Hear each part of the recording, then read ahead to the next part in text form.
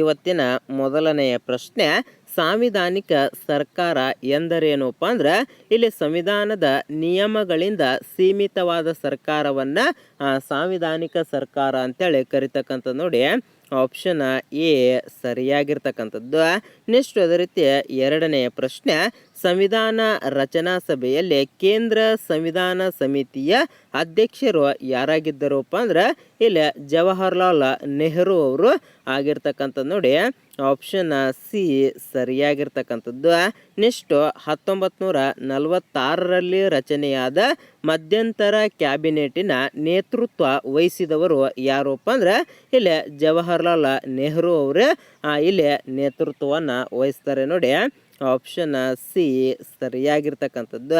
Next ನಾಲ್ಕನೆಯ ಪ್ರಶ್ನೆ, ಭಾರತ ಸಂವಿಧಾನವನ್ನು ಯಾವಾಗ ಚಾಲ್ತಿಗೆ ತರಲಾಯಿತು? ನೋಡಿ, ಯಾವಾಗ ಚಾಲ್ತಿಗೆ ತರಲಾಯಿತು, ಯಾವಾಗ ಜಾರಿಗೆ ಬಂದಿತ್ತು ಎಲ್ಲವೂ ಕೂಡ ಒಂದೇ. ಸ್ವಲ್ಪ ಪದಗಳು ಡಿಫ್ರೆಂಟ್ ಆಗಿರ್ತಾವೆ. ಸ್ವಲ್ಪ ಚಾಣಾಕ್ಷತೆಯಿಂದ ನೀವು ಕೂಡ ಪ್ರಶ್ನೆಯನ್ನು ಓದಬೇಕಾಗ್ತದೆ. ಬಹಳ ಸಿಂಪಲ್ ಇರ್ತದೆ. ನೋಡಿ, ನಿಮಗೆ ಗೊತ್ತಿರ್ತಕ್ಕಂಥ ಪ್ರಶ್ನೆನೇ ಎಕ್ಸಾಮಲ್ಲಿ ತಪ್ಪಾಗ್ತವೆ. ಆದ್ದರಿಂದ ಸ್ವಲ್ಪ ಎಚ್ಚರಿಕೆಯಿಂದ ಪ್ರಶ್ನೆಯನ್ನು ಓದಿ. ಬಹಳ ಈಜಿ ಅದ ಅಂತೇಳಿ ಪಟ್ನೆ ಟಿಕ್ ಹಾಕಿಬಿಡ್ರಿ. ಸ್ವಲ್ಪ ಅದನ್ನು ನೋಡ್ರಿ. ಆಮೇಲೆ ಮನೆಗೆ ಬಂದು ಇದು ನನಗೆ ಗೊತ್ತಿತ್ತು ತಪ್ಪಾಯಿತು ಅಂತೇಳಿ ಅನಿಸ್ತದೆ. ಸುಮಾರು ಜನರಿಗೆ ಈ ರೀತಿ ಅನುಭವ ಆಗಿದೆ. ಆದ್ದರಿಂದ ನೀವೇನು ಮಾಡಬೇಕಪ್ಪ ಅಂದ್ರೆ ಎಚ್ಚರಿಕೆಯಿಂದ ಪ್ರಶ್ನೆಯನ್ನು ಓದ್ತಕ್ಕಂಥ ಒಂದು ವ್ಯವಸ್ಥೆಯನ್ನು ಮಾಡಬೇಕಾಗ್ತದೆ. ಇಲ್ಲಿ 26 ಜನವರಿ 1950. ನೋಡಿ, ಆಪ್ಷನ್ ಬಿ ಸರಿಯಾಗಿರ್ತಕ್ಕಂಥದ್ದು. ನೆಕ್ಸ್ಟ್ ಅದೇ ರೀತಿ ಐದನೆಯ ಪ್ರಶ್ನೆ, ಸ್ವಾತಂತ್ರ್ಯ ಪದದ ಅರ್ಥ ಏನಪ್ಪ ಅಂದ್ರೆ ಇಲ್ಲಿ ನಿರ್ಬಂಧನೆಗಳು ಇಲ್ಲದಿರುವುದು ಅಂತಕ್ಕಂಥದ್ದು. ನೋಡಿ, ಆಪ್ಷನ್ ಸಿ ಸರಿಯಾಗಿರ್ತಕ್ಕಂಥದ್ದು. ನೆಕ್ಸ್ಟು ಭಾರತ ಸಂವಿಧಾನದಿಂದ ಮಾನ್ಯತೆ ಪಡೆದ ಭಾಷೆಗಳು ಎಷ್ಟಪ್ಪ ಅಂದ್ರೆ ಇಲ್ಲಿ 22 ಭಾಷೆಗಳು ಮಾನ್ಯತೆ ಪಡೆದಿರ್ತಕ್ಕಂಥದ್ದು. ಇನ್ನು ಸಾರ್ವಭೌಮಾಧಿಕಾರವು ಪ್ರಜಾಪ್ರಭುತ್ವದಲ್ಲಿ ಎಲ್ಲಿ ನೆಲೆಸಿರುತ್ತದೆಯಪ್ಪ ಅಂದ್ರೆ ಇದು ಜನತೆಯಲ್ಲಿ ನೆಲೆಸಿರ್ತಕ್ಕಂಥದ್ದು. ನೋಡಿ, ಆಪ್ಷನ್ ಬಿ ಸರಿಯಾಗಿರ್ತಕ್ಕಂಥದ್ದು. ನೆಕ್ಸ್ಟು ಭಾರತದಲ್ಲಿ ರಾಜಕೀಯದತ್ತ ಅಧಿಕಾರದ ಮೂಲ ಯಾರಪ್ಪ ಅಂದ್ರೆ ಇಲ್ಲಿ ಪ್ರಜೆಗಳು ಅಂತಕ್ಕಂಥದ್ದು. ನೋಡಿ, ಆಪ್ಷನ್ ಡಿ ಸರಿಯಾಗಿರ್ತಕ್ಕಂಥದ್ದು. ನೆಕ್ಸ್ಟ್ ಅದೇ ರೀತಿ 10ನೆಯ ಪ್ರಶ್ನೆ, ಭಾರತ ಸಂವಿಧಾನದ ಪೀಠಿಕೆ. ನೋಡಿ, ಪ್ರಶ್ನೆ ಇಷ್ಟೇ ಇರ್ತಕ್ಕಂಥದ್ದು. ಇಲ್ಲಿ ಸಂವಿಧಾನದ ಒಂದು ಭಾಗ ಆದರೆ ಇತರೆ ಭಾಗಕ್ಕಿಂತ ಸ್ವತಂತ್ರವಾಗಿ ಯಾವುದೇ ಕಾನೂನಾತ್ಮಕ ಪರಿಣಾಮ ಬೀರುವುದಿಲ್ಲ. ನೋಡಿ, ಆಪ್ಷನ್ ಎ ಸರಿಯಾಗಿರ್ತಕ್ಕಂಥದ್ದು. ನೆಕ್ಸ್ಟು 11ನೆಯ ಪ್ರಶ್ನೆ, ಭಾರತ ಸಂವಿಧಾನದ ಪೀಠಿಕೆಯಲ್ಲಿ ಕೆಳಗಿನ ಯಾವ ಅಂಶ ಅಡಕಗೊಂಡಿಲ್ಲ? ನೋಡಿ, ಯಾವ ಅಂಶ ಕಂಡು ಬರುವುದಿಲ್ಲಪ್ಪ ಅಂದ್ರೆ ಇಲ್ಲಿ ಆರ್ಥಿಕ ಸ್ವಾತಂತ್ರ್ಯ ಅಂತಕ್ಕಂಥದ್ದು ಸಂವಿಧಾನದ ಪೀಠಿಕೆಯಲ್ಲಿ ಕಂಡು ಬರುವುದಿಲ್ಲ. ಆದ್ದರಿಂದ ಆಪ್ಷನ್ ಬಿ ಸರಿಯಾಗಿರ್ತಕ್ಕಂಥದ್ದು. ನೆಕ್ಸ್ಟು ಸಂವಿಧಾನದ ಮೂಲ ಅಂಶಗಳನ್ನು ಇಲ್ಲಿ ತಿದ್ದುಪಡಿ ಮಾಡುವಂತಿಲ್ಲ ಅಂತಕ್ಕಂಥದ್ದು. ನೋಡಿ, ಸಂವಿಧಾನದ ಮೂಲ ಅಂಶಗಳನ್ನು ಯಾವುದೇ ಕಾರಣಕ್ಕೂ ತಿದ್ದುಪಡಿ ಮಾಡುವಂತಿಲ್ಲ. Option B ಸರಿಯಾಗಿರ್ತಕ್ಕಂಥದ್ದು. ನೆಕ್ಸ್ಟ್ ಅದೇ ರೀತಿ 13ನೆಯ ಪ್ರಶ್ನೆ, ವಿಶ್ವಸಂಸ್ಥೆಯ ಯಾವ ಪ್ರಧಾನ ಅಂಗವನ್ನು ವಿಶ್ವದ ಸಂಸತ್ತೆಂದು ಕರೆಯಲಾಗುವುದು ಅಪ್ಪ ಅಂದ್ರೆ ಇಲ್ಲಿ ಸಾಮಾನ್ಯ ಸಭೆಯನ್ನು ಕರಿತಕ್ಕಂಥದ್ದು. ನೋಡಿ, ಆಪ್ಷನ್ ಸಿ ಸರಿಯಾಗಿರ್ತಕ್ಕಂಥದ್ದು. ನೆಕ್ಸ್ಟು 14ನೆಯ ಪ್ರಶ್ನೆ, ಮೊದಲ ಬಾರಿಗೆ ಸಂವಿಧಾನದ ಪ್ರಸ್ತಾವನೆಯು ಇದರಿಂದ ತಿದ್ದುಪಡಿ ಮಾಡಲಾಯಿತು? ನೋಡಿ, ಯಾವುದರಿಂದ ತಿದ್ದುಪಡಿ ಮಾಡಲಾಯಿತು ಅಪ್ಪ ಅಂದ್ರೆ ಇಲ್ಲಿ 42ನೇ ತಿದ್ದುಪಡಿಯಿಂದ ಮಾಡಲಾಗಿರ್ತಕ್ಕಂಥದ್ದು. ನೋಡಿ, ಆಪ್ಷನ್ ಬಿ ಸರಿಯಾಗಿರ್ತಕ್ಕಂಥದ್ದು.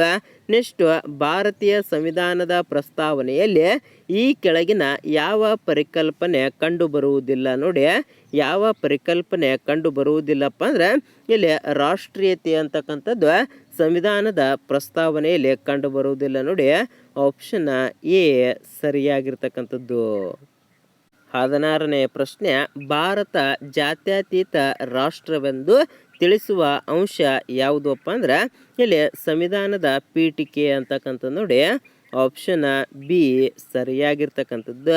ನೆಕ್ಸ್ಟು 17ನೆಯ ಪ್ರಶ್ನೆ, ಈ ಕೆಳಗಿನವುಗಳಲ್ಲಿ ಯಾವುದು ಭಾರತ ಸಂವಿಧಾನದ ಪ್ರಸ್ತಾವನೆಯಲ್ಲಿ ಕಂಡು ಬರುವುದಿಲ್ಲ? ನೋಡಿ, ಯಾವುದು ಕಂಡು ಬರುವುದಿಲ್ಲಪ್ಪ ಅಂದ್ರೆ ಇಲ್ಲಿ ಭ್ರಷ್ಟಾಚಾರ ಅಂತಕ್ಕಂಥದ್ದು ಸಂವಿಧಾನದ ಒಂದು ಪ್ರಸ್ತಾವನೆಯಲ್ಲಿ ಕಂಡು ಬರುವುದಿಲ್ಲ. ಆಪ್ಷನ್ ಸಿ ಸರಿಯಾಗಿರ್ತಕ್ಕಂಥದ್ದು.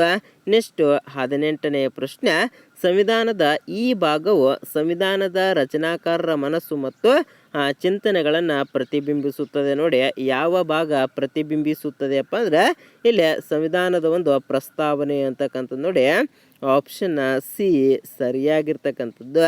ನೆಕ್ಸ್ಟ್ ಅದೇ ರೀತಿ 19ನೆಯ ಪ್ರಶ್ನೆ, ಇಲ್ಲಿ ಸಂವಿಧಾನದ ರಚನಾ ಸಮಿತಿಯ ಪ್ರಥಮ ಸಭೆ ನಡೆದ ವರ್ಷ ಎಷ್ಟಪ್ಪ ಅಂದ್ರೆ ಇಲ್ಲಿ 1946ರಲ್ಲಿ ನಡೆದಿರ್ತಕ್ಕಂಥದ್ದು.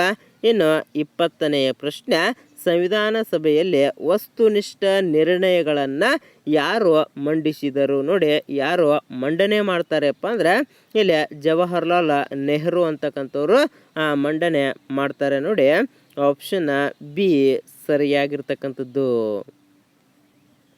ನೆಕ್ಸ್ಟು 21ನೆಯ ಪ್ರಶ್ನೆ ಕಡೆಗೆ ಬರೋದಾದರೆ, ಭಾರತ ಸಂವಿಧಾನ ರಚನಾ ಸಮಿತಿಯಲ್ಲಿ ಕರ್ನಾಟಕದಿಂದ ಪ್ರತಿನಿಧಿಯಾಗಿ ಕೆಲಸ ನಿರ್ವಹಿಸಿದವರು ಯಾರಪ್ಪ ಅಂದ್ರೆ ಇಲ್ಲಿ ಎಸ್ ನಿಜಲಿಂಗಪ್ಪ ಅಂತಕ್ಕಂಥವ್ರು ಕರ್ನಾಟಕದಿಂದ ಪ್ರತಿನಿಧಿಯಾಗಿ ಕೆಲಸವನ್ನು ನಿರ್ವಹಿಸಿರ್ತಾರೆ. ನೋಡಿ, ಆಪ್ಷನ್ ಸಿ ಸರಿಯಾಗಿರ್ತಕ್ಕಂಥದ್ದು. ನೆಕ್ಸ್ಟು 22ನೆಯ ಪ್ರಶ್ನೆ, ಸಂವಿಧಾನದ ಮೊದಲ ಕೈಲಿಖಿತ ನಕಲನ್ನು ಯಾರ ಮಾರ್ಗದರ್ಶನದಲ್ಲಿ ಕರಕುಶಲ ಮಾಡಲಾಯಿತಪ್ಪ ಅಂದ್ರೆ ಇಲ್ಲಿ ನಂದಲಾಲ ಬೋಸ್ ಅವರ ಒಂದು ಮಾರ್ಗದರ್ಶನದಲ್ಲಿ ಮಾಡಲಾಗಿರ್ತಕ್ಕಂಥದ್ದು. ನೋಡಿ, ಆಪ್ಷನ್ ಬಿ ಸರಿಯಾಗಿರ್ತಕ್ಕಂಥದ್ದು. ನೆಕ್ಸ್ಟ್, ಭಾರತ ಸಂವಿಧಾನದಲ್ಲಿ ರಾಜ್ಯ ನೀತಿ ನಿರ್ದೇಶಕ ತತ್ವಗಳನ್ನು ಎಲ್ಲಿಂದ ಎರವಲು ಪಡೆಯಲಾಗಿದೆಯಪ್ಪ ಅಂದ್ರೆ ಇಲ್ಲಿ ಐರ್ಲೆಂಡ್ ಸಂವಿಧಾನದಿಂದ ಎರವಲು ಪಡೆಯಲಾಗಿರ್ತಕ್ಕಂಥದ್ದು. ನೋಡಿ, ಆಪ್ಷನ್ ಡಿ ಸರಿಯಾಗಿರ್ತಕ್ಕಂಥದ್ದು. ಇನ್ನು ಸರ್ಕಾರದ ಸ್ವರೂಪವನ್ನು ಭಾರತ ಸಂವಿಧಾನ ಯಾವ ದೇಶದಿಂದ ಎರವಲು ಪಡೆದಿದೆಯಪ್ಪ ಅಂದ್ರೆ ಇಲ್ಲಿ ಬ್ರಿಟನ್ ಸಂವಿಧಾನದಿಂದ ಎರವಲು ಪಡೆಯಲಾಗಿರ್ತಕ್ಕಂಥದ್ದು. ನೋಡಿ, ಆಪ್ಷನ್ ಎ ಸರಿಯಾಗಿರ್ತಕ್ಕಂಥದ್ದು. ನೆಕ್ಸ್ಟ್ ಅದೇ ರೀತಿ 25ನೆಯ ಪ್ರಶ್ನೆ, ಭಾರತೀಯ ಸಂವಿಧಾನದಲ್ಲಿ ಏಕಕಾಲಿಕ ಪಟ್ಟಿಯನ್ನು ಯಾವ ಸಂವಿಧಾನದಿಂದ ಎರವಲು ಪಡೆಯಲಾಗಿದೆಯಪ್ಪ ಅಂದ್ರೆ ಇಲ್ಲಿ ಆಸ್ಟ್ರೇಲಿಯಾ ಸಂವಿಧಾನದಿಂದ ಎರವಲು ಪಡೆಯಲಾಗಿರ್ತಕ್ಕಂಥದ್ದು. ನೋಡಿ, ಆಪ್ಷನ್ ಎ ಸರಿಯಾಗಿರ್ತಕ್ಕಂಥದ್ದು. 26ನೆಯ ಪ್ರಶ್ನೆ, ಭಾರತದ ಒಕ್ಕೂಟದಲ್ಲಿ ಹೊಸ ರಾಜ್ಯವನ್ನು ರೂಪಿಸುವ ಅಧಿಕಾರ ಯಾರಿಗಿರುತ್ತದೆಯಪ್ಪ ಅಂದ್ರೆ ಇಲ್ಲಿ ಭಾರತದ ಸಂಸತ್ತಿಗೆ ಹೊಸ ರಾಜ್ಯವನ್ನು ರಚನೆ ಮಾಡ್ತಕ್ಕಂಥ ಒಂದು ಅಧಿಕಾರ ಇರತಕ್ಕಂಥದ್ದು. ನೋಡಿ, ಆಪ್ಷನ್ ಬಿ ಸರಿಯಾಗಿರ್ತಕ್ಕಂಥದ್ದು. ಇನ್ನು ಭಾರತ ಸಂವಿಧಾನದ ಯಾವ ಆರ್ಟಿಕಲ್ನಲ್ಲಿ ಸಿಟಿಜನ್ಶಿಪ್ ಬಗ್ಗೆ ಇದೆಯಪ್ಪ ಅಂದ್ರೆ ಇಲ್ಲಿ ಆರ್ಟಿಕಲ್ 5ರಲ್ಲಿ ಕಂಡು ಬರ್ತಕ್ಕಂಥದ್ದು. ನೋಡಿ, ಆಪ್ಷನ್ ಎ ಸರಿಯಾಗಿರ್ತಕ್ಕಂಥದ್ದು. ಇನ್ನು ಯಾವ ರೀತಿಯ ನಾಗರಿಕತ್ವವನ್ನು ನಮ್ಮ ದೇಶದ ಸಂವಿಧಾನವು ಅಂಗೀಕರಿಸಿದೆಯಪ್ಪ ಅಂದ್ರೆ ಇಲ್ಲಿ ಏಕ ಪೌರತ್ವ ಅಂತಕ್ಕಂಥದ್ದು. ನೋಡಿ, ಆಪ್ಷನ್ ಎ ಸರಿಯಾಗಿರ್ತಕ್ಕಂಥದ್ದು. ನೆಕ್ಸ್ಟ್ 29ನೆಯ ಪ್ರಶ್ನೆ, ಭಾರತೀಯ ಪೌರರ ಮೂಲಭೂತ ಹಕ್ಕುಗಳ ಮೇಲಿನ ಮುಕ್ತ ನಿರ್ಬಂಧನೆಗಳನ್ನು ವಿಧಿಸುವ ಅಧಿಕಾರ ಇವರಿಗಿದೆ. ನೋಡಿ, ಯಾರಿಗೆ ಇದೆಯಪ್ಪ ಅಂದ್ರೆ ಇಲ್ಲಿ ಸಂಸತ್ತಿಗೆ ಇರ್ತಕ್ಕಂಥದ್ದು. ನೋಡಿ, ಆಪ್ಷನ್ ಬಿ ಸರಿಯಾಗಿರ್ತಕ್ಕಂಥದ್ದು. ನೆಕ್ಸ್ಟ್ ಕೊನೆಯ 30ನೆಯ ಪ್ರಶ್ನೆ ನೋಡಿ, ಇದಕ್ಕೆ ಸರಿಯಾಗಿರ್ತಕ್ಕಂಥ ಉತ್ತರವನ್ನು ವಿಡಿಯೋ ನೋಡ್ತಕ್ಕಂಥ ಪ್ರತಿಯೊಬ್ಬರು ಕಮೆಂಟನ್ನು ಮಾಡಿ, ಹಾಗೆ ನಮ್ಮ ವಾಟ್ಸಪ್ ಮತ್ತು ಟೆಲಿಗ್ರಾಮ್ ಗ್ರೂಪಿಗೆ ಜಾಯ್ನ್ ಆಗಿಲ್ಲ ಅಂದರೆ ಜಾಯ್ನ್ ಆಗಿದ ನಂತರ ಇಲ್ಲಿ ಭಾರತದ ಸಂಸತ್ತು ಪೌರತ್ವ ಕಾಯ್ದೆಯನ್ನು ಜಾರಿಗೆ ತಂದಿರತಕ್ಕಂಥ ವರ್ಷ ಎಷ್ಟು ಅಂತೇಳಿ ಕಮೆಂಟನ್ನು ಮಾಡ್ತೀರಾ ಅಂತ ತಿಳ್ಕೊಂಡು ಈ ವಿಡಿಯೋನ ಇಲ್ಲಿಗೆ ಮುಗಿಸ್ತಾ ಇದ್ದೇನೆ. ಜೈ ಹಿಂದ್, ಜೈ ಕರ್ನಾಟಕ.